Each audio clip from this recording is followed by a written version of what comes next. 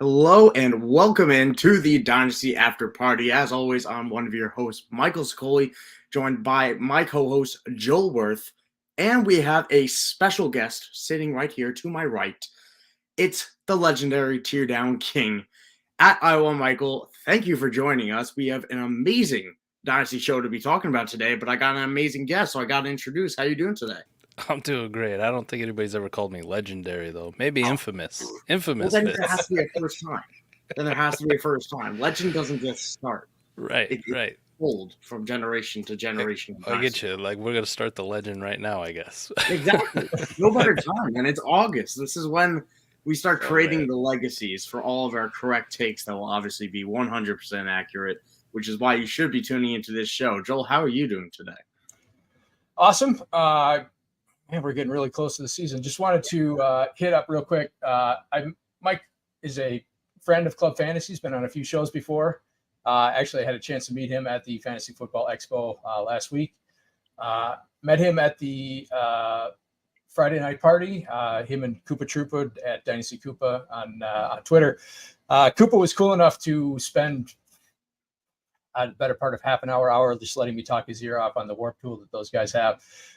Mike, I don't know if you just thought he was lost in the wilds of downtown Canton or something, but that was just me talking his ear off. So props to all you guys. Adam was going to be on the show, your partner on the 4D Chess podcast, but yeah, had a commitment, so he couldn't.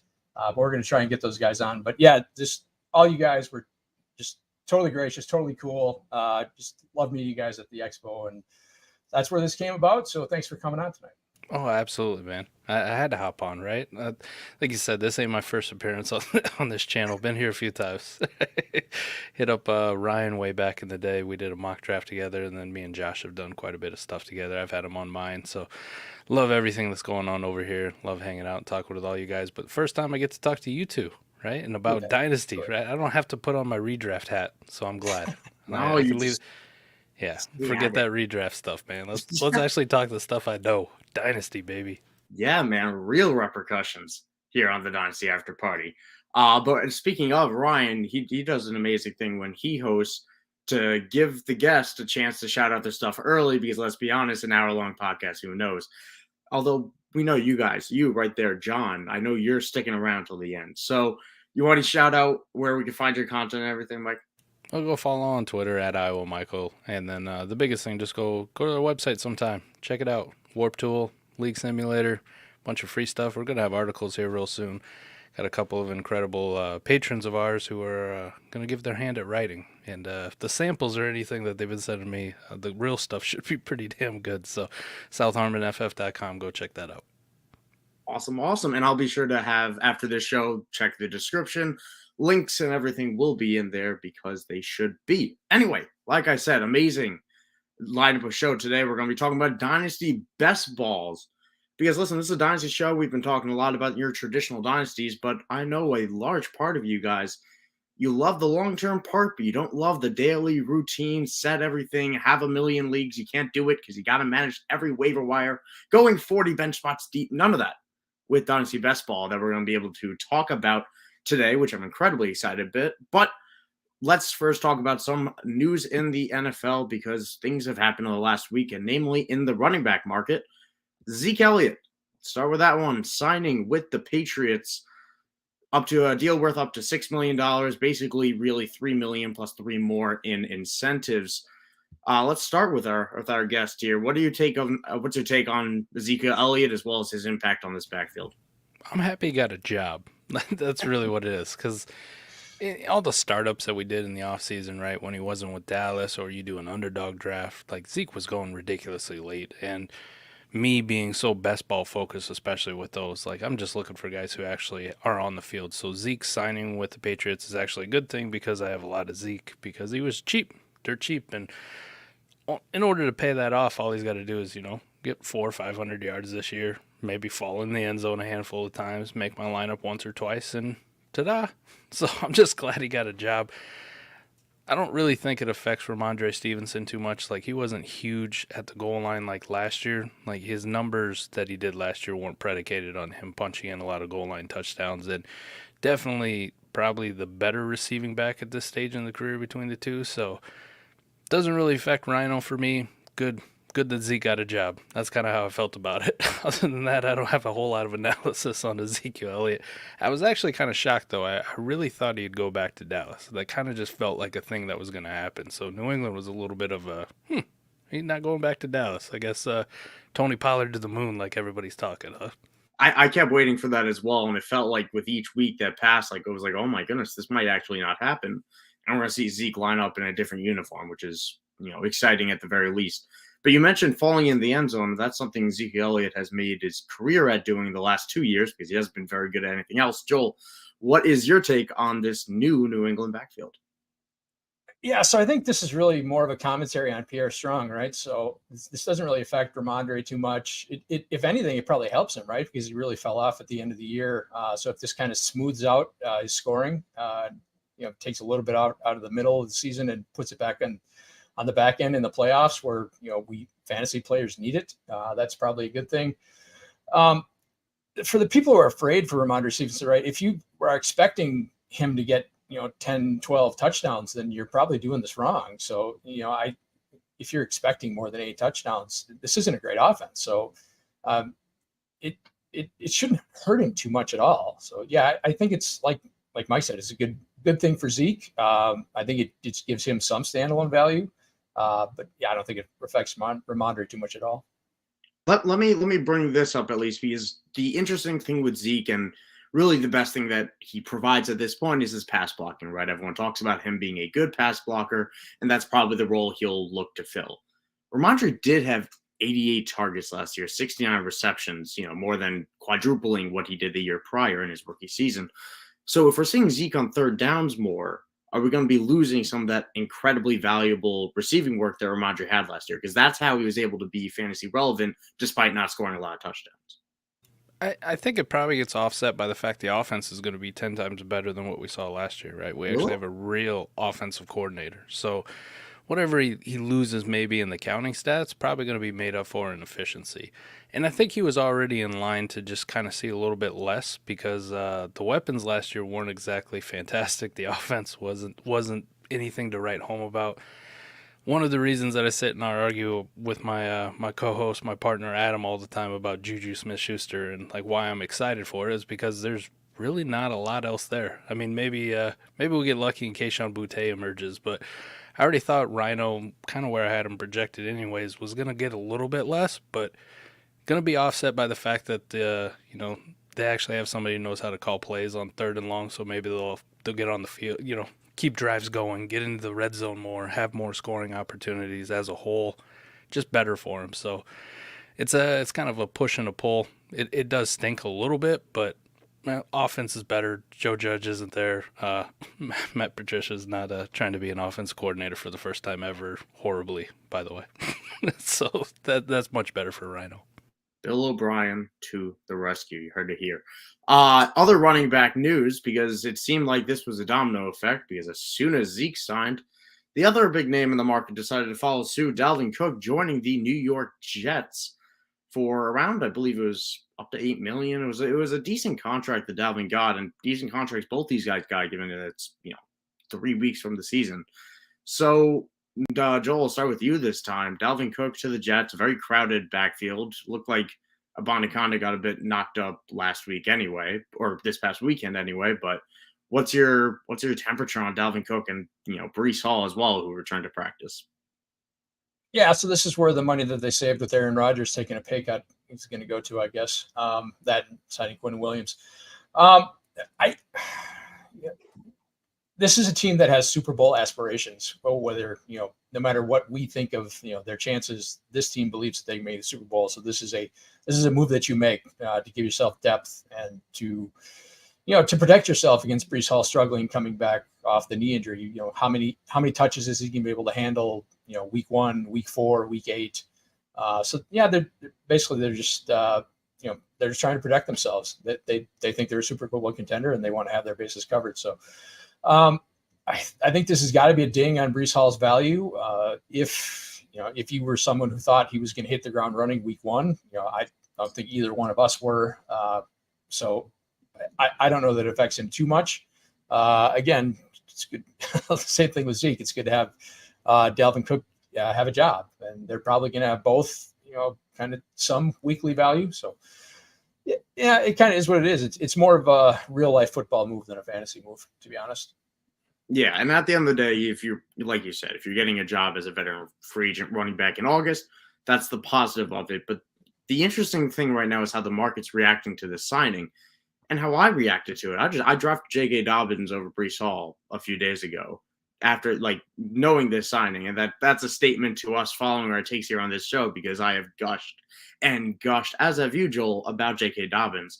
But the point is, and me bringing that up, is that Breece Hall is falling in the 4th, 5th round of redrafts right now. And naturally, his dynasty value, while that's not taking nearly as much of a hit, it still is impacted, because when we're talking about running backs, we do have to factor in redraft success. So, Mike, is that hate swinging way too far for Breece Hall right now? Is he a buy? Do you think he's just hold? What's your temperature? I think you're going to get some incredible value on him, and I would buy him at this point. We kind of knew this was going to happen, though. We've been talking about it for a few weeks, and, I took a little bit of flack from my own patrons, right? They're going like, no way he's falling as far as you say it is. And he signed a running back like Dalvin Cook. People are going to make all kind of inferences, like, is he not healthy? Is he not ready to go? Like, are they worried about it? Did they not like him in the first place? Whatever the case may be. I think Breece Hall is very good.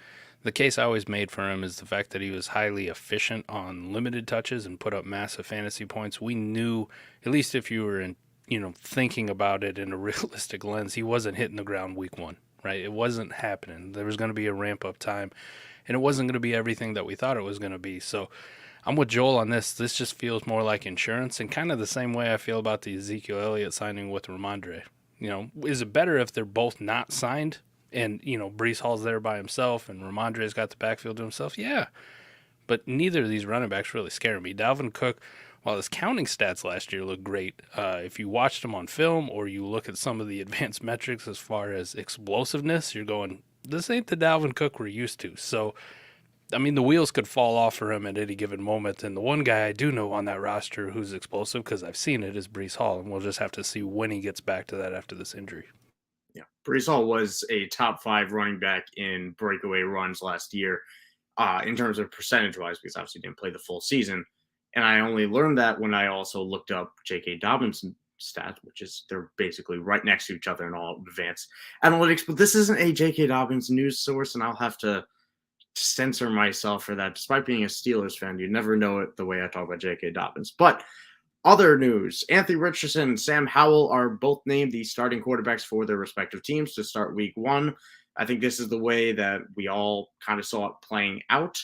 I'm glad that Ron Rivera is not starting Jacoby Brissett right now, because that would have been a very much Ron Rivera type of decision, and then flipping back and then flipping back and then flipping back, and that could still happen. So let's just a quick take on both these guys. Joel, I'll start with you. Obviously, Anthony Richardson has that sky-high ceiling. Sam Howell has looked pretty darn good this preseason. I liked him as a prospect. Do you like him as a deep target in drafts? Do you think he's a buy in Dynasty? Because his value right now, it's a plant your flag. You either get him now or you wait to see how it turns out. Yeah, with Richardson, I think we all knew this was coming. The only surprise was that they named him the starter this early, maybe a little bit. Kind of struggled in that first preseason game. They still gave him the job anyway. So just kind of a fait accompli. There was no way this wasn't happening. There was no way they were going to start Gardner Minshew, who was just awful last year in those 2 starts. So no surprise there. Sam Howell thing, I'm going to disagree with you. I think Jacoby Brissett's the better quarterback. I don't think much of Sam Howell. When we talked about the Commanders, I think Jacoby Brissett has a chance to be this year's kind of Geno Smith. He played pretty well for Cleveland last year. His fantasy stats weren't great, but he was pretty good for them. I think if he had kept the job, obviously it wasn't going to happen. They were going to give Deshaun the job as soon as he came back. But I think if he had kept the job and stayed quarterback, they probably would have made the playoffs last year. I don't think he's washed. I don't think he's bad. I think he's kind of getting better. So I don't think it's going to be too long. I still think he's going to be the long-term quarterback for this team. So you think Howell's going to flame out and we're going to see Brissett by the end of the year? Or by I think it'll probably be, sounds like. I think it'll probably be like October-ish Oof. before when we see Brissett. Well, let's not put But that that's back just me. to there, man. Jeez, come on. Let's root for the young gun, the gunslinger from UNC.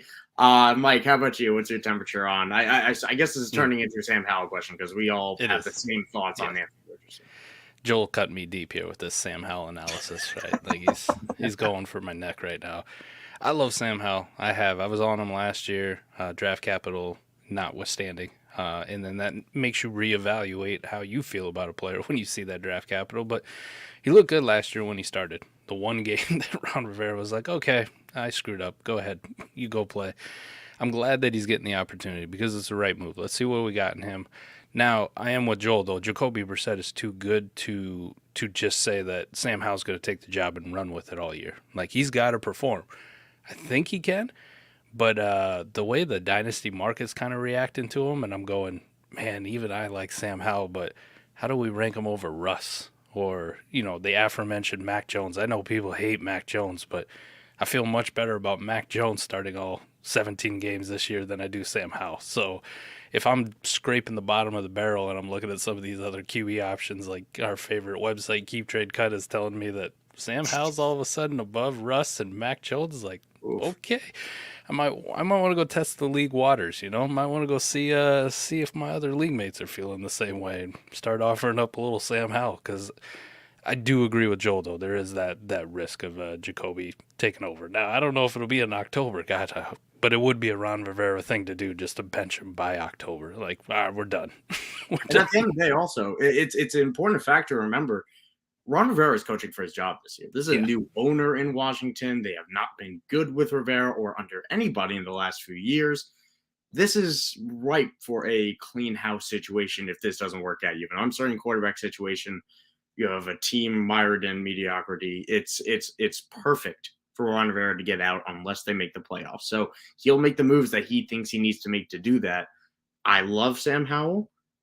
You spoke to my heart when you mentioned that the draft capital really scared me off. I thought he was a better prospect than Kenny Pickett, which is not aging well based on this preseason where he looks like a god.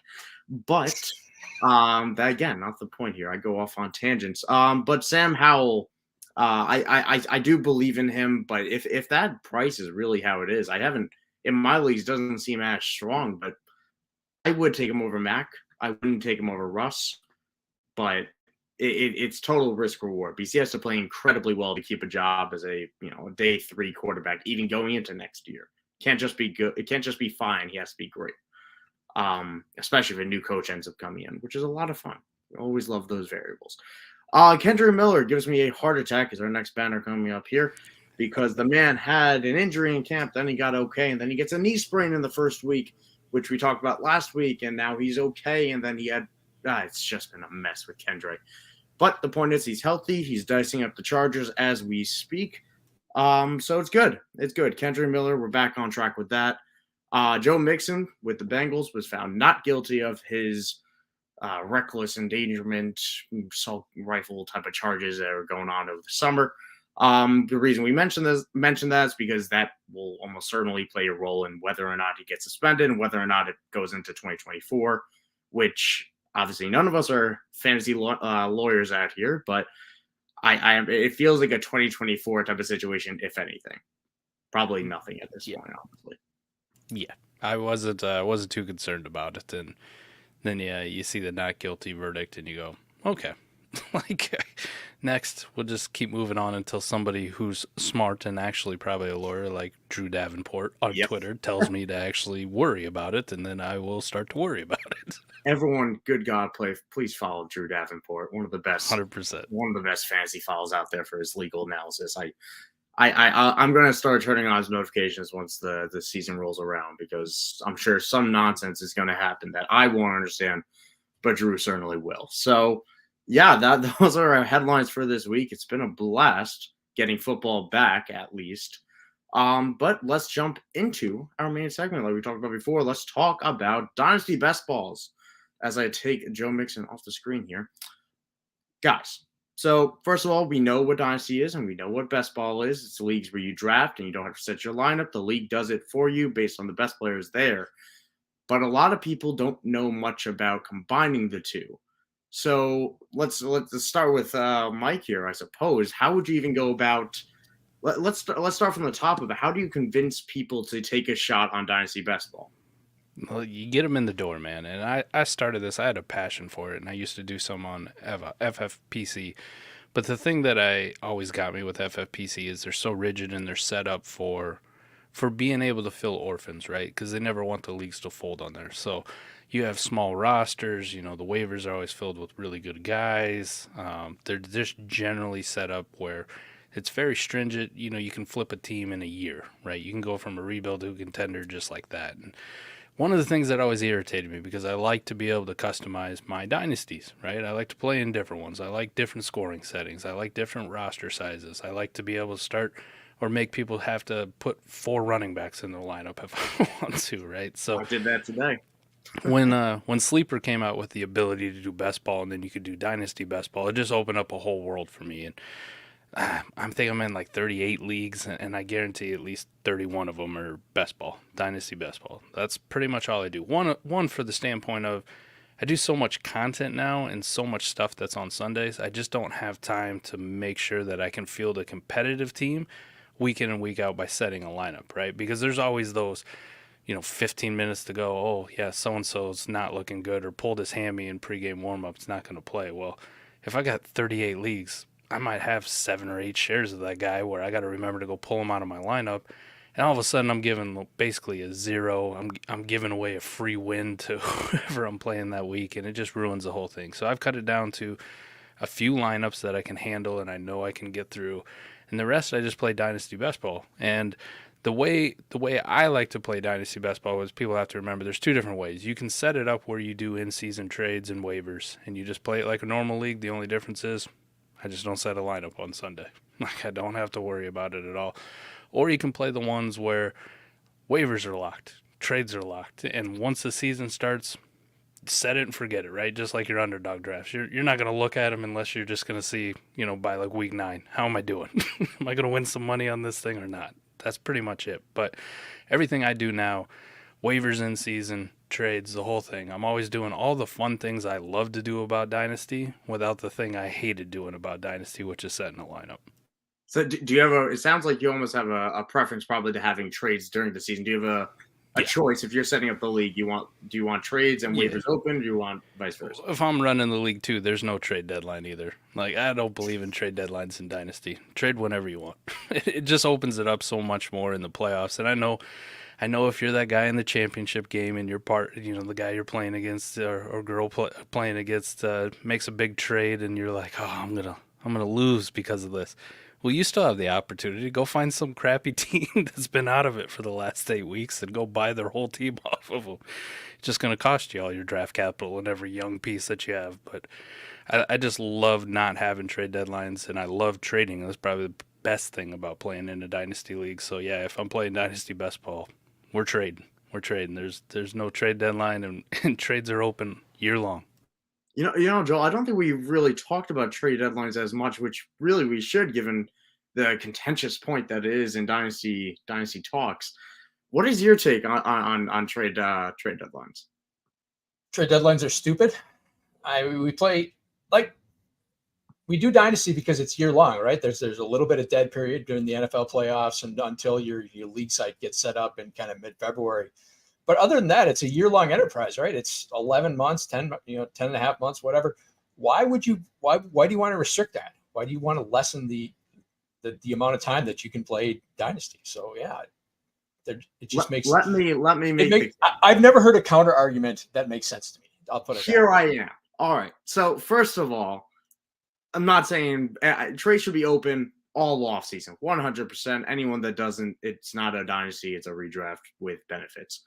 Or a keeper with benefits, maybe, which I should get on a t-shirt, sell massively at michaelscully.com. But the point of me bringing this up of why I like them, I think there is some strategy and some benefits to the teams that are willing to commit in week 13. Like at week 14 trade deadline, is if you say, listen, this is it. I'm going to push my chips in, and that's going to be my team going into this. Or vice versa. I'm at the 7th spot. I could make the playoffs, or I could sell off a few pieces. I'm going to sell off a few pieces for a premium. I think there's some benefit to having that type of planning in advance.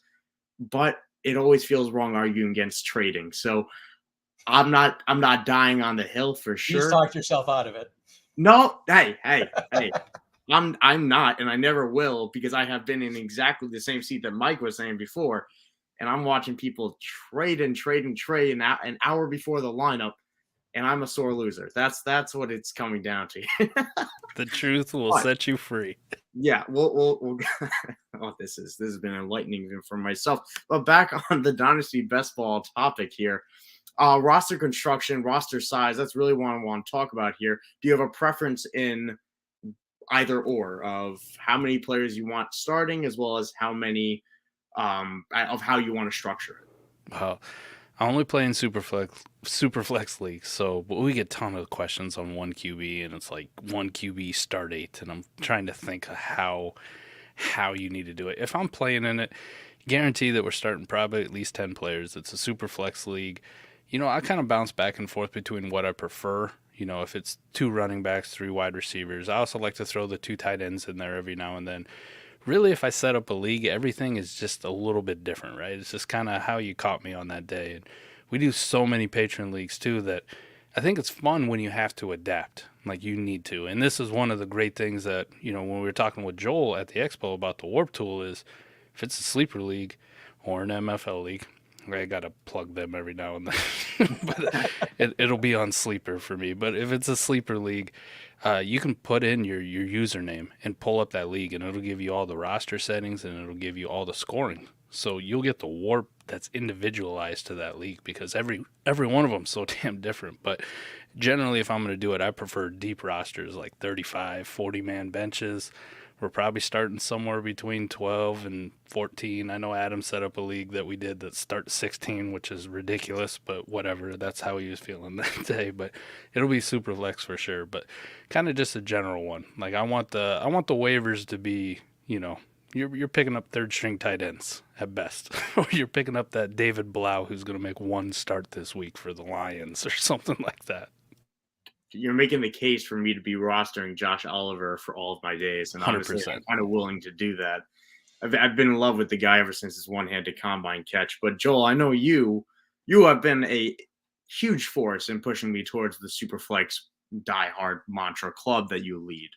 And I know it's not super exclusive because you keep pushing our listeners to join you in said club. So are you on board with that? The Superflex must type of have for your Dynasty Best Balls? Yeah, I prefer Superflex in all leagues. I have a few legacy leagues. Like when I started, it was in a 1 QB start 8 back in many years ago. So yeah, I've got some legacy leagues that are very shallow number of starters. It is what it is, right? You're just trying to get it's basically a stars and scrubs kind of setup, right? You're just looking for as many elite players as you can in a managed league, and then that's because those are the ones that matter. That kind of leads to what Mike was saying about the warp tool, and it's the benefit of the warp tool is you can look and you can see where those big teardrops are, and what players really make a difference. So you guys should definitely check that out on their site. But Mike, that kind of brings up another question to you on the best ball side. How do you prefer to build your teams? Do you like the stars and scrubs aspect, or do you kind of go for a balanced lineup? So me and Adam have so many discussions about this, right? As we get more and more into best ball, and it really becomes our focus on what we love to do. I would say if your lineup, like maybe you're only starting 9 guys, right? Just take a super flex, start 9. You can get away with a stars and scrubs, studs and duds, however you want to call it, approach. But you're still going to need some bench depth. Like you're always going to need some bench depth. So another thing that we do over there is we track what we call spike weeks and consistent weeks, right? And consistent weeks is if you're an above average option at the position for the week, right? And I'll keep track of it. If you're spike week, generally just think you're a top 5 option. And one of the craziest things is outside of a very select handful of players, Patrick Mahomes, that's pretty much it. There's nobody else for all 17 games that they play is going to be an above average option for you every single week. Meaning that if you wanted, better than QB 12, right? You wanted that QB 1 every single week. Even in a super flex league, You could have Patrick Mahomes and Josh Allen, but there's going to be a week where one of them's a below average option for you. Like one of them's going to fall off. So when I roster construct, I always think about that. Could I get by with just 2 quarterbacks? Yeah, but what's going to hurt me if I've got a third one or a fourth one that has a job in starting? Because they're going to have a spike week, or they're going to have an above average week where they might knock one of those other guys out of the lineup. I'm maximizing every single week how many points I could score. You start to get into the running back position, it gets a little bit more crusty. Like the guys at the top, generally more consistent. You get into the wide receiver position outside of Justin Jefferson, everybody's all over the map. You might have these stud wide receivers who only have 6 weeks where they're above average options in best ball. So something to keep in mind. So when I roster construct, generally, unless it's like a start 9 best ball, which I don't do a whole lot of, I'm always looking at depth. Depth is the king of best ball for me. Like I want as many options all the way down. So if we had like a roster of 30, 28 of them better be guys who have the potential to make my lineup every single week, and I'm not going to roster those given zeros, those guys who are absolute donuts, that Hendon Hooker, right? That backup quarterback where I'm like, well, it's Dynasty. If I'm competing, I don't want him on my team because he's a 0 and he's taking up a roster spot. So that's how I roster construct in best ball. You can get by with the studs and duds. I never do it. Adam tried a few times, and he got a stern talking to when we met up in the playoffs, and I handed it to him. So let's just say I may have bragged a few times. And still are, and I do love hearing it, honestly, because that's what fantasy football is all about. I have a quick question that I do want to ask, but I also want to note that Scampus is on my side with the trade deadline here. All right, it's 2v2 now. I'm not alone, and I appreciate always Scamper's presence, honestly. But you touched on it right there about having those few extra quarterbacks. You might only need to start 1 or 2, but getting 3 or 4 is a huge difference maker at times. So QB hoarding is a huge topic in best ball. It's a huge, obviously, topic. Even in Dynasty, I've been in super flexible leagues where someone drafts 7. I know Joel is going to flash the shirt. Do you want to do it a little bit longer? Show it off? I love it. Oh, let's take a look at that. This is why you watch on YouTube, people. Oh, lovely. Let's right there. Go. But listen, QB hoarding is a very real thing, both in Superflex dynasties as well as Dynasty Best Ball. So, Mike, is that a method that you subscribe to, or is that one you shun? What's the thought process? Oh, that's one I actively promote. I feel like I should write a book on QB hoarding at this point. Right? Like I don't know if I'm the originator. I don't know where the heck we got it from, like where I saw it. And I was like, you know what, I'm going to try to do this. And then I think I've probably just spent like the last 2 years just trying to perfect it. And it all kind of culminated a few months ago with some Twitter or X controversy, whatever it's called now, right? Don't you worry. And the crazy part about that controversy, it wasn't even me who was doing the QB hoard. Like I wasn't even QB hoarding that draft. Like I wasn't it, but I got all the blame for it. So I'm a big proponent of it if done right. If you're only playing in 2 or 3 dynasty leagues, I don't recommend doing it, right? Like it's a risky thing to do, but if you play in 10, 15, 20 dynasty leagues, next time you do a startup, man, just keep an idea out. Just watch the draft, watch how it goes. And if you see that little bit of a window, that sliver of opportunity, you go, you know what? We're going to try the QB hoard, right? And just watch your league explode. Watch me get so angry at your draft strategy. You are an agent of chaos. I'm learning a lot, and honestly, I love that. But let's is that something that, let's say you do go through that QB hoarding process, you draft and spend your first 5 picks on 5 quarterbacks, or spend 4 of them on a quarterback. Are you immediately, or when are you looking to shop them? Or are you truly going to hold out until some injuries happen and then test the market? We just did an episode on it a couple of months ago, and Adam and I kind of differ too, but we differ in the ways that we do general trading, right?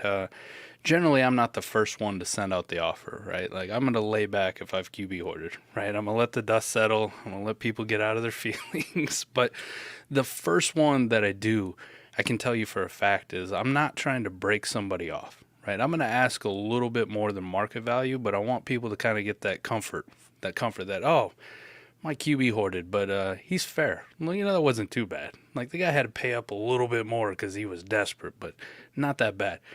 But I tell you, the second or third one we do, the second or third trade I made, like they're gonna feel that one. They're gonna feel that one if they want to come buy the quarterback. So the big part about QB hoarding is just understanding your league type. In best ball, you can get a lot more aggressive and take a lot more risky quarterbacks. Like we were talking Sam Howell and Mac Jones. Like you can get more aggressive and take those kind of guys because it is best ball. They can enter your lineup at any given time. Like Sam Howell, if he had 5 or 6 consistent weeks and maybe 2 spike weeks, wouldn't shock me at all this year. Even Mac Jones or Ryan Tannehill or Jimmy G, if he ends up holding off Farva, Aiden O'Connell from starting. Those type of quarterbacks can make lineups. In a lineup league, like say it's your typical super flex start 10 lineup league, man, not a lot of people have interest in the Jimmy Garoppolo's of the world other than just depth because there's not a lot of weeks you're going to go, yeah, I feel really good about putting him in my super flex spot. Like nobody says that. No one really cares. So when you QB hoard in that type of format, you have to be more condensed. And I kind of just put it around like maybe QB 18, QB 20 is kind of my cutoff where I go, no, I'm good. Like I'm not taking any more of these turds because like Joel was talking about with Sam Howell, hell, by October, like he could not even have a job anymore. Like that's a realistic thing. And if that was a premium draft pick, maybe it was round 6 or 7 where you did it just to try to fit the QB hoard model, you missed out on so much other dynasty value if you never get rid of him before you find out that he's not really good at football. Is there a number that's too high, or is it truly playing of how many quarterbacks to take? Or is it I don't think so. I did Joel. I did a league last year called the Expo League, and it had like Matty Kiwoom and it had some other content creators, some guys from Destination Devi, and of course Adam. And it was a best ball league, and I think my first 11 picks were all quarterbacks. Just boom, boom, just right down the line. So the limit does not exist. All right, you could take them all. I don't take 25 quarterbacks. Doesn't matter. It's a statement. It's a lifestyle. It's a choice. And on the topic of choices, Joel, what choice are you making when it comes to QB hoarding? So yeah, I'm on board. So we're actually doing we're doing a startup right now from one of the Expo group chats on Twitter. So I'll run this by Mike to see if this qualifies as a quarterback. It's not 11 quarterbacks in a row. It's close. So I had the 7th pick. I traded my 2nd and a 24 first to get the 6. Right. So I took Herbert and Lamar Jackson at 6 and 7. Nice start. Didn't have a 2nd. The 3rd, I took Mark Andrews. 4th, I took Kyler because it's Kyler and he shouldn't be there in the 4th. 5th, I took Travis Etienne just because he was kind of the best player there. And then in the 6th, I'm nothing if not on brand. So I took Jordan Love. 4 QBs in 6 picks. Is that enough of a hoard for you, or you got a mini hoard going on, like a little bit of one? The best part about that though is just getting the value on Kyler. This year, I mean, what do we really expect? But next year, I mean, if he's back in the top 12 quarterbacks at some point in 2024, I don't think anyone's going to be shocked. And that's kind of where I project him to be. You realistically could have 3 top 12 quarterbacks in 2024, and you're the only team in the league that's going to be able to say that, right? And the thing about the QB hoard is that it opens you up to getting very favorable deals in your favor, right? Because if you think about it, if you didn't have Kyler, let's just fast track to 2024. You don't have Kyler on your team. You got, what'd you say? Who were your first 2 that you started? Herbert and Lamar. Herbert and Lamar. You got Herbert and Lamar, and you feel pretty good about them, right? You got the start that everybody wants in Superflex. You got 2 elite quarterbacks. You don't have that 3rd one. So if you were to trade away Jordan Love at the time, what are you thinking? Like, I got to get a quarterback back. Like, even if it's somebody else, right? If it's a Tannehill. Even if it's Tannehill, exactly. Sam Howell. Like, I got to get one of these guys back. I need a piece, and I need a quarterback back. You got 3 top 12 options, and you can take that one of those top 12 options and send them away and go, I don't need a quarterback back. And matter of fact, I don't want you to pollute this deal with a quarterback back. So instead of talking like a lesser wide receiver and a quarterback on top of the deal, you're going, oh no, I'm going for similar value at a skill position and probably even a little bit higher because the quarterback matters so much more. It like puts you into this next tier of what you're able to ask for back and ask for that, and people don't think you're crazy. Right? You're like, I don't need one back. I don't want one back. Don't put one in the deal. I'm good. I want to go after your CD Lamb straight up for my Kyler, or maybe you want to get frisky and you go to the guy who's got Jamar Chase and you're like, yeah, I could use a stud wide receiver. You desperately need a quarterback. How about a top 12? So I like the fact that you're able to do that, right? So you got a mini QB hoard going on. I mean, it ain't the best one that I've ever seen, right? Okay, now the didn't lead it's into gotta it, start but somewhere. you get the stamp of approval, man. I'll take it. The real QB hoard on a team with Hurts, Trevor Lawrence, Bryce Young, Tannehill, and Jordan Love. I traded for Patrick Mahomes. Yes, let's go. So I had to give up Garrett Wilson and Jalen Waddle. Oh, I do that all day. Easy. I had to make the deal, right? The value was too good. Yeah. I couldn't not take it. No question about it. And now you take one of the other quarterbacks that you don't like as much and see what kind of wide receivers you can get back. Easy. Yeah, exactly. And you're left with Patrick Mahomes, the 101. The Forever. 101. Yeah. 101 for the next 6 years. Having bro. Mahomes and Hurts is not the worst thing. No one's. That's 1 and 2 in my book. I didn't wear my Hurts jersey because, I had to come on and represent Antonio Gibson, which Sam Howell would do well if he just made sure he gets Gibby the football all year. I would love him forever. But yeah, that's.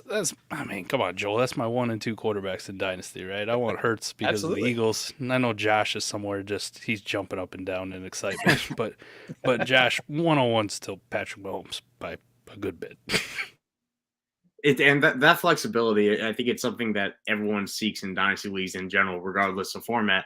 Because whenever you're not backed into a corner of a positional need, or even in the corner of a trade, you can get so much more out of it, and it's a much more free flowing trade offer when they don't have to give up a piece they don't want to either. Because everyone wants to keep their quarterbacks. Everyone. I think the biggest thing about the QB hoard and why it's starting to work and more people are getting on board with it is it felt like a couple years ago we had these people who in Superflex leagues, it was still relatively new for a lot of people. Like, I could just start anybody in this Superflex spot. Like, I'll be fine. Like, I don't need a quarterback. And then you find out you're literally starting your worst flex option that you could have, right? And it's probably a wide receiver who scores you 4 points. You put him in your Superflex spot. And meanwhile, somebody's third quarterback that everybody dunked on is out there scoring 20, 25 points. And you go, what am I doing? What am I doing? So if there's still people out there, and I see it when I do QB hoards, they're like, I'm not going to pay these prices. They'll learn real quick because those teams aren't winning championships, right? If you don't have that second quarterback and that second guy to put in your super flex spot all year, you ain't winning. I'm sorry. It's just not optimal. It's not happening. You may get lucky one time out of 1,000, but it generally ain't happen if the rest of the people in your league are semi-smart. And on the topic of people being semi-smart, I think Val's the GOAT over here with the trade is being extremely smart. Quickly asking, should you trade Eckler and Devontae Adams for Jamar Chase and Bijan? I think this is I'd like to say this is a troll comment, but I'm going to just say go for it. Run away with it. Is he Run to your flexing? computer and accept that. Is that a flex right there? That's what that is. That's a flex. Yeah, that's a flex. I'd like to hope so. I mean, would you trade Eckler and Devontae for Chase straight up? That is more reasonable. Where you're like, where we might have a discussion and some back and forth, right?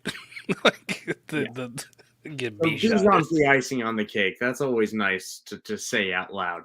But on the topic of Dynasty Best Ball, question that's been burning on my mind this entire discussion, which I'm loving this so far, rookies, right? How do you weigh that type of difference of the dynasty angle of it might not be this year for Marvin Mims, but 2024, maybe Sutton's gone and everything's a lot more open. How would you weigh the future outlook of rookies versus the current outlook of winning this year? I actually don't mind rookie wide receivers so much in Dynasty Best Ball. Now the thing is, generally how I dynasty, I'm either in or out. So if I'm competing, I probably won't have a lot of Marvin Mims on my competing rosters, right? I'm going to try to turn that into a Tyler Boyd plus. You know what I mean? Like a wide receiver who, even if everything goes right for Marvin Mims this year in his rookie year, like probably scores the same as Tyler Boyd, but definitely not valued the same in Dynasty. So it really just depends on what you're trying to do. I see people who make it work where they kind of have the best of both worlds. They're trying to compete, but they also have the young guys. Mims are like rookie receivers. I don't hate as much as I hate like rookie running backs outside of Bijan or maybe Jahmyr Gibbs this year. Like, I like some of these other guys, but generally, if I'm competing in a best ball, right, I want to hit out of the gates running. I want to start fast. I want guys who are going to score points. I don't want a whole lot of ramp up time. So, same thing when we were talking about Breece Hall.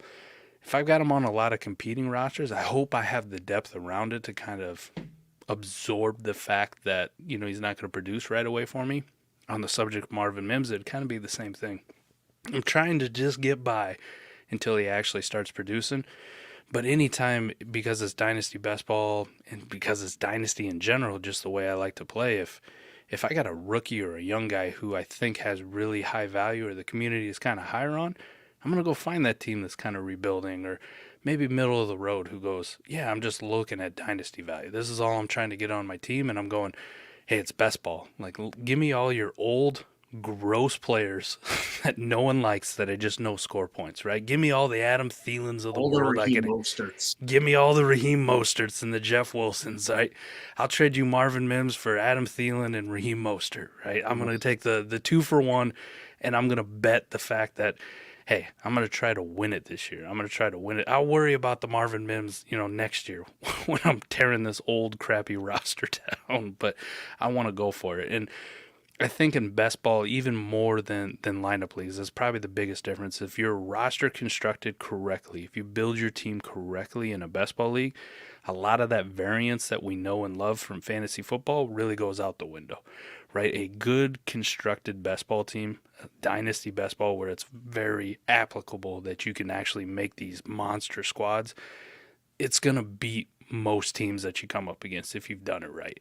In a lineup league, so much so because it's so much on, did you start the right guy? Did the guy get hurt? Did he pull his hamstring, right? The T. Higgins last year where he gets in a game for one play and then comes out. It's like you have all this variance where you can go home in the playoffs instantly. If I've got 7, 8, 9 wide receivers that can make my lineup every single week, does it stink that T. Higgins went out after one play? Yeah, but I got 8 other dudes that, all right, just need 3 guys. Come on, you can do it. So that's probably another thing about like best ball that I love is if you roster construct correctly, a lot of that variance goes out the window, and it's not so much chance. It's more skill and team building at that point. I'm going to ask Joel this first, but I want to get Mike's take as well.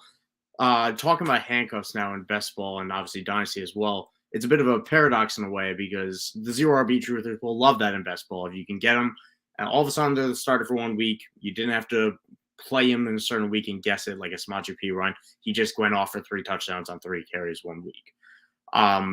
But weighing that versus the sheer lack of long-term ability of backup running backs don't always get to be the backup the next year in the same situation that worked out for them.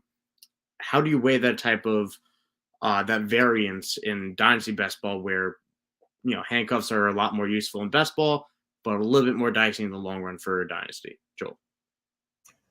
So I've been a zero RB truther in redraft for a long time, right? That's kind of my deal. But I think there's some nuance here that we need to understand, right? And I think this is something where the anti-zero RB guys just kind of gloss over and kind of maybe don't understand. You're not necessarily looking for guys who are going to have value if the guy ahead of them gets hurt. That's not it. What I'm looking for is the backfields that have some amount of uncertainty, right? And I'm going to embrace that uncertainty, and I'm going to take back when there was Rhamondre Stevenson and Damian Harris in New England, I'm going to take the Damian Harris because he's going 6 rounds after Rhamondre Stevenson, and there's a better than average chance that he's going to start as many weeks as Rhamondre Stevenson just because of the way the NFL goes. I'm not necessarily everyone's talking about Jaylen Warren right now, and he's a talented player, but right.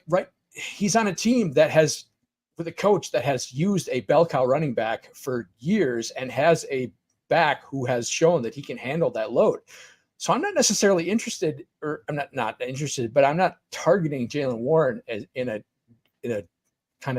zero RB build because he needs an injury ahead of him to have any weekly value, right? He's probably going to have, his best case is, a couple carries and a couple of receptions.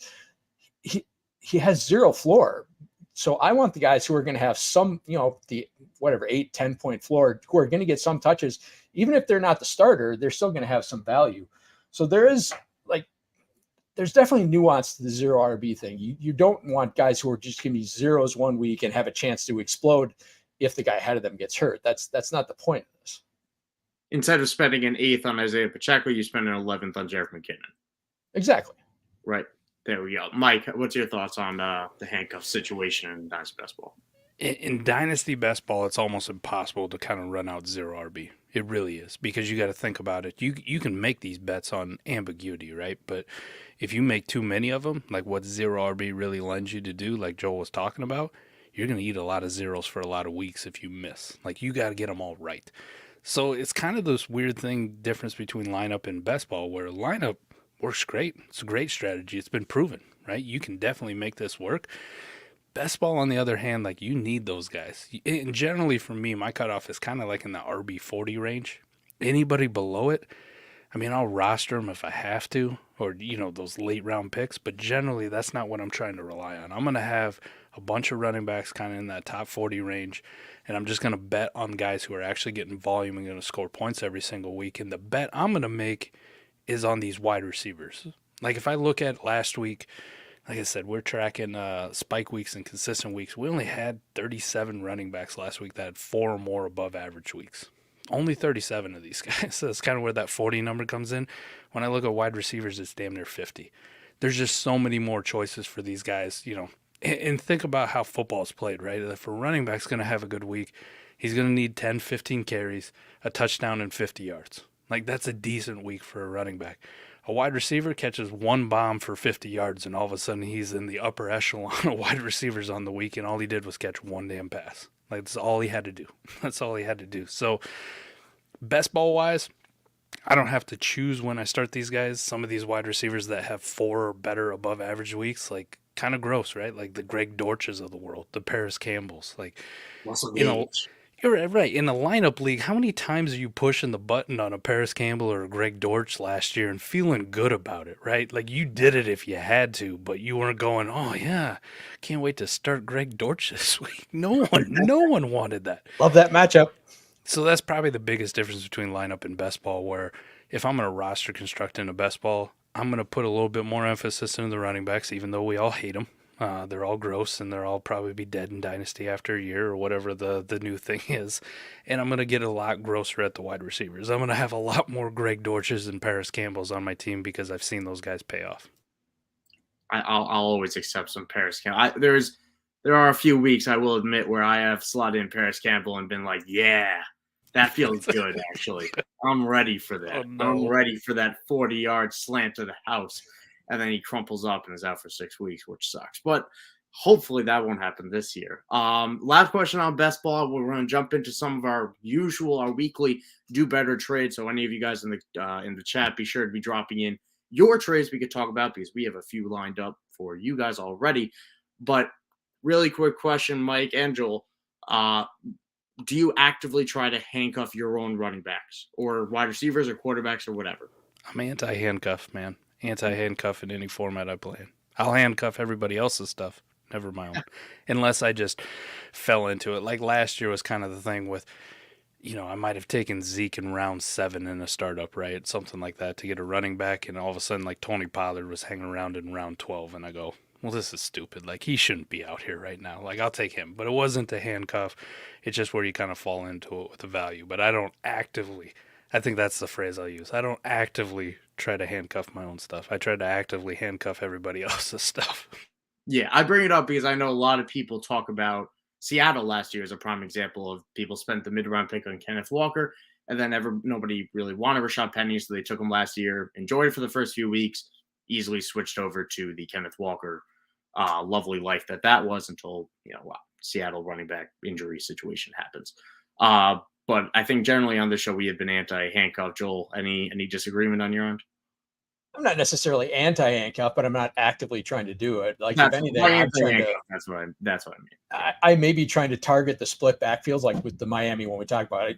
If Jeff Wilson and Raheem Mostert both fall far enough, I'll take them both. That's fine. if I'm getting value on each one of them. But no, I'm not actively trying to handcuff anything. Like Mike said, I'm probably trying to take your handcuffs, if anything. Mean people these guys are, but that's what fantasy football is, and that's what Dynasty is, man. It's seeing what could happen and grabbing it, no matter if he's on your roster or not. Grab that upset, have a swing. But let's jump into our do better trades. What trades are we going to be slapping that do better sticker on right now? Let's start off with one in the chat from our amazing Mr. Scampers. This isn't exactly a trade, but it's a question I'd rather bring up. He's this or that, half PPR. JMO or Hollywood Marquise Hollywood Brown. I hear it goes both ways. Take a pick here. I'm assuming this is Jameson Williams. Mike, we'll start with you. Hollywood, no question about it for me. No question about it. I believe Joel also has some thoughts on Jameson Williams. Sorry, I didn't mean to cut you off. No, I was really into JMO, and everything's just kind of gone downhill. I think if you still have a lot of Jameson Williams, I'm not saying he can't never be good, but so far, like, this career start has been the worst thing that you could possibly imagine. Now you have this hamstring injury too for the reps that he absolutely needed. I think if you have Jameson Williams right now, you're just really praying that maybe like week 2 weeks before he's eligible to come back, like that might be your sell window and you can finally get off of it. But I'll take Hollywood right now. No question about it. Joel? Yeah, 100% agree with Mike. And we were going to hit on this in a little bit, but I am 100% out on JMO. I was like, last year, I thought he was the best receiver prospect in the draft. I will take the L on that. I was wrong. Mike kind of hit on it. He's going to miss the rest of the preseason, and then he's got a 6-week suspension. He cannot be at the facility, so he's not going to be able to practice for 9-10 weeks, where he just can't do anything except work off onto the side by himself. What is he going to do once he gets back? So his value for this year is completely tanked, and now you're going to go into next year with a guy who's literally done nothing for 2 years. His first 2 years in the league, his value is gone. It's shot. So yeah, that's 100% Hollywood for me. Not close. Yeah, I'm in agreement. I'm a very big Hollywood fan in general, so that helps me. Skipper's also bringing out that he has the Jameson Williams side of that, so super shaky. I think brought up a great point about trying to sell around that week 4 type of range. Hopefully he's healthy. Hopefully post a video of him running straight, shirtless, jacked, and you can parlay that into a trade for a decent value. But on the topic, I mean, I figure we might as well keep it going. Jameson Williams here, the trade that you put in. I believe you trade away Jameson Williams and Kenny McIntosh, third down Georgia specialist, for Christian Watson. Actually, this was I traded for Christian Watson and then immediately got this offer like the next morning in my inbox, and I'm just like, so this is come on, people, do better. Why would I do this, right? I have zero interest in Jameson Williams. His value is shot. Christian Watson is as much as I love him, and I'm probably, outside of his mom, the foremost Christian Watson enthusiast in the country. There's people that don't like him. I get that. But he's still right now, he's a top 20 redraft or, best ball wide receiver. Jameson Williams is not going to play this year. He's not going to contribute this year. So Kenny McIntosh is a complete zero. Come on. So do better, people. This is a joke. This was an instant decline. I would 100% decline as well. I'm going to stand out there and say it's not totally outrageous for me to throw the sticker on it. And that's because I had Jameson Williams as a significantly better prospect. And I agree. I'm mostly out this year. I wouldn't accept this type of deal either. But that prospect level was very different for me. I wasn't the biggest Watson guy. I like James Williams enough to have him in my top 4. So I don't think it's wild. Mike, what's your take? I don't immediately decline. I immediately counter, and it's Jameson Williams in your first for my Christian Watson, and then I go see if I can unload JMO on some unsuspecting. Like, can I get Hollywood? Could I get another first? Could I get something close to a first? Like, that's it. But yeah, it's a pretty trash offer, but I would counter it. Like, just so you know, like, I'm not messing around here. You want Christian Watson off me, it's going to take JMO and the first, and then I still got work to do here. Like, I got to trade JMO now. All right, there we go. Yeah, I don't want the assignment. I don't want to have to go and try and trade Jameson Williams. Yeah, 3 bowls of fantasy pudding right there, porridge, I should say. of the warm, medium, hot, cold, just right type of temp. I don't know what's going on with my words right now, but I'll go to the trade that came up and caused that to happen because I'm jumping around our show doc over here. 12 teams, Superflex, starting 10 in a 1-point premium league for tight ends. Jerry Jeudy, Kenneth Gainwell, Jaden Reed, and Rondell Moore for Christian Watson, Zach Evans, Trey McBride, and Logan Thomas. So essentially, Christian Watson.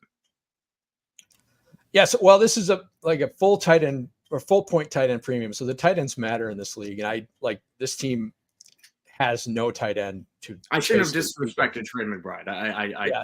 So basically, Christian Watson and Jeudy are kind of a flip in this, and basically everything else is a flip. It's just I'm trying to get the Trey McBride side. So this was we went back and forth on this one. I originally offered I don't have any quarterbacks in this league, right? It's an orphan I took over a few years ago and just haven't been able to nail the quarterback position. Traded for Trey Lance a couple years ago. That hasn't worked out. This was the league that we talked about where I traded away Mac Jones to get Chris Godwin, even though I don't have any quarterbacks. So I originally offered Jeudy and Chris Godwin for Watson and a first, because I'm probably not a contender this year. And it kind of morphed into this deal where I get Trey McBride, who I think could be a contributor at tight end.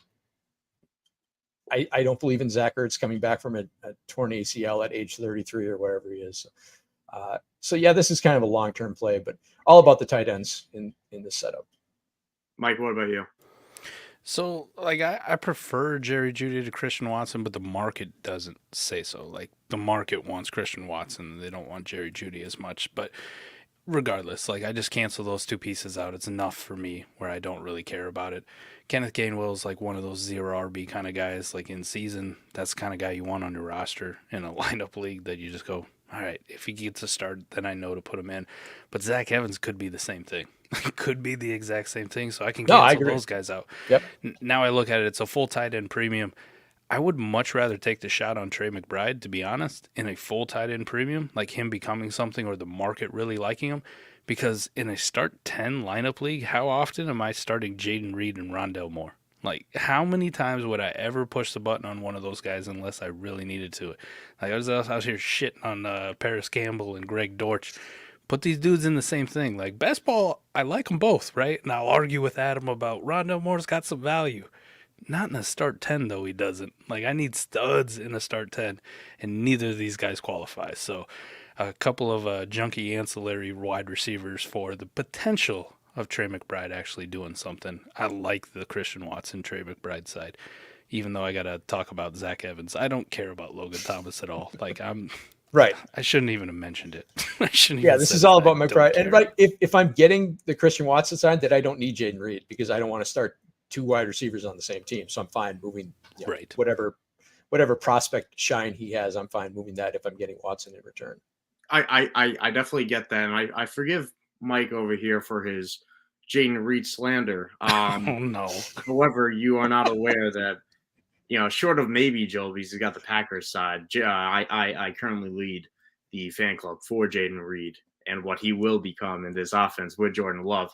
So I'm also a tremendous Jerry Jeudy guy. So I would actually take that side. I know the full point premium is really tempting, but I don't know what Trey McBride's going to be. I don't think he's that great. I have no faith in Arizona as an organization to develop anybody. If they have Caleb Wilson next year, that's where I'm interested. And otherwise, it's going to be really shaky going down the road. So I think he's still a year away if we're talking fantasy relevance, because I do think Ertz is going to at least take snaps, even if he's not good with them. But that's kind of my take on that. I love Jerry Jeudy and Jaden Reed too much personally to have that.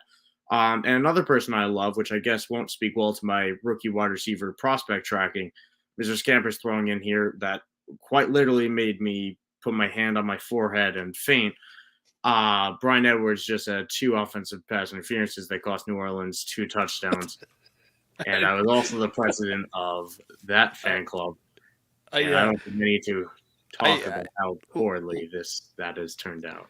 Listen, my feelings on Bryan Edwards are like this, man. I told you my affinity for Dynasty Best Ball and my affinity for trashy wide receivers and the fact that I love 40-man rosters. I can honestly say right now, if I pick one random league and I go into it, Bryan Edwards probably ain't rostered by anybody in that league. Anybody. So, like, the fact that he was like, I think I might have to finally drop him. Yeah, probably last year at some point. Like, you could have dropped him. It would have been fine. I don't normally have reactions like this. I'm learning a lot about myself on this show in general, but I feel it in my heart how much pain this is putting me through because I loved him, man. It wasn't the Gruden talk of Terrell Owens and all that BS. I just liked him out of South Carolina. I thought he was going to be a really good player, and it has not worked out. This is what his fourth team so far. Not great. Another trade here, 12-team Superflex, starting 10.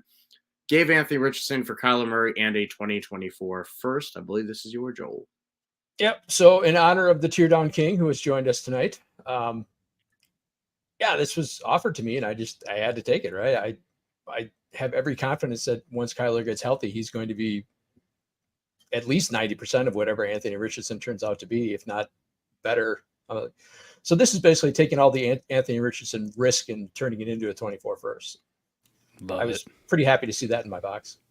Love it. I'm with you on the Kyler thing, but even if I was less bullish on him and I put him down another tier, I kind of put him with Bryce Young and CJ Stroud, Daniel Jones, Kirk Cousins, whatever. I still love it, right? Anthony Richardson's awesome. All right, I'm very excited, but he carries a ton of risk. And we're just sitting here this whole offseason, and what are we doing? Complaining about Trey Lance, complaining about the situation. Is he the biggest bust of all time? And how did we get here? He's only started 2 games and yada, yada, yada. And yet we're just ready to take another prospect who's athletic at quarterback, who can do some things, who was drafted high. And we're already ready to go, oh, yeah, that dude's a top 8 quarterback already. We haven't even seen if he's really good at football in actual NFL games. So you de-risk yourself 100% and you get a first. Like, here you go. You take Anthony Richardson. If I'm wrong, I still got, at worst, a top 15 quarterback in Kyler Murray, and I'll just pocket this first. And if you're wrong on Anthony Richardson, oh boy, that first could be really good. I might walk away with Kyler Murray and, Drake May or, heaven forbid, like a Marvin Harrison Jr., who Kyler Murray will be thrown to next year. Calling it right now. Here on Club Fantasy, Kyler Murray to Marvin Harrison Jr. Let's make it happen. Clip it. Do it. Listen, Joel, I've given you some slack on today's show. I don't normally do that, but I won't give you any on this because I love this deal for all the reasons you guys just laid out. And I do have one other trade that I threw in, not on the show doc because I threw it in late. Marvin Mims in a 2024 third for Christian Kirk in a 2025 third. A blockbuster deal of epic proportions, not super flex. A huge trade as what do you guys think? Christian Kirk by a mile. Yeah. Okay, good. All right, we're on the same page. Kirk That's by a mile, I got. There's a league mate, and this is a lesson for everybody in Dynasty. Somebody that had Kenneth Walker, who has had his fair share of injuries this month, and then he watched Traylon Burks go down with what could have been an ACL. And immediately announced, that news we didn't talk about, actually. We should have. But he immediately announced a fire sale. And I went out and got Christian Kirk for Marvin Mims, essentially. So, yeah, the hate has swung too far on Christian Kirk. Definitely one of my buys, which we'll talk about on next week's show. I got to know how a guy's roster constructed on his team when he sees Traylon Burks go down and goes, oh, it's over now. That was the one thing holding my team together. Listen, I don't think he'll tune in, but if you are, Matt Miller, I love you, man. You know I do, but that was just some bad process. He immediately sold off. He also traded away A.J. Brown for Quinn Johnson in a 2024 first, which the league went back and forth on, but I also slapped to do better on that one. Everyone except for A.J. Brown is worth 3 firsts at least. Yeah. That's fair. It's not even super flex, so that too. But yeah, so again, a little bit off the rails at the end there. We didn't really talk about Traylon Burks at the top of the show, but Traylon Burks avoided an ACL injury Looks like it's just an LCL sprain, which is still important. It affects your lateral movement from everything I've read on it. So that's something to watch out for, whether he's going to be okay for week 1. Either way, season's not over, which is what we were worried about. So yay, because my heart dropped even more than the oh my goodness, my Saints guy, Kendre Miller. My heart dropped even deeper than that. So anyway, my terrible segues aside, Mr. Scamper's also shouting out my guy, Matt Miller. I'm going to have to send him the link to this. Anyway, thank you, everyone, for tuning in. It's been an amazing show. We've had an amazing discussion with an amazing guest because the legend has started here, Mike. No. It has started here, man. Tell no. them where they can find your work because this has been awesome. Everybody should be checking out your stuff. Just go and check us out, southharmonff.com. You can also check out, same thing on the YouTube.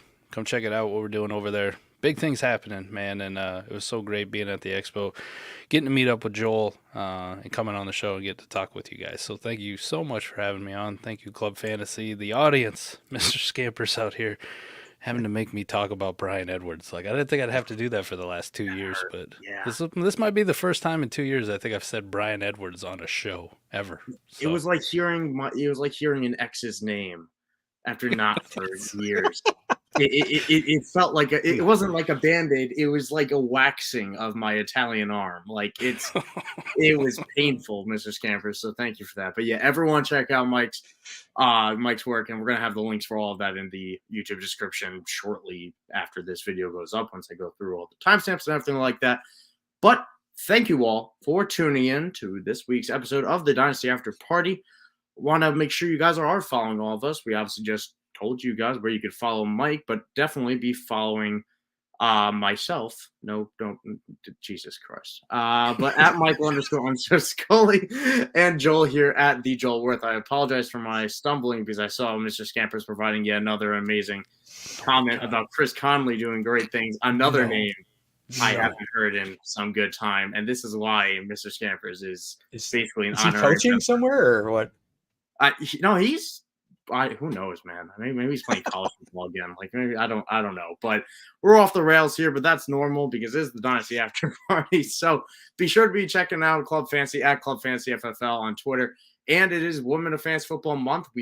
Everything's being raffled off. It was amazing last week. I believe we've raised over $1,000 for that scholarship already. More things getting raffled up. So be sure to check out Women of Fantasy Football because last week's show was amazing. And you should be 100% sure to tune in for that. Joel, time and date for that again? The next show, I believe it's Wednesday.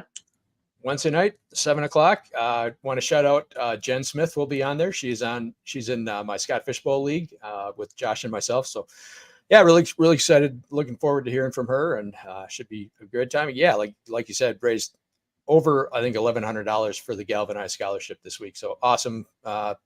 Shout out to Josh and Faith and everyone at Women of Fantasy Football for all they're 100%. Doing. And to everyone who contributed. So thank you very much, and looking forward to this Wednesday again.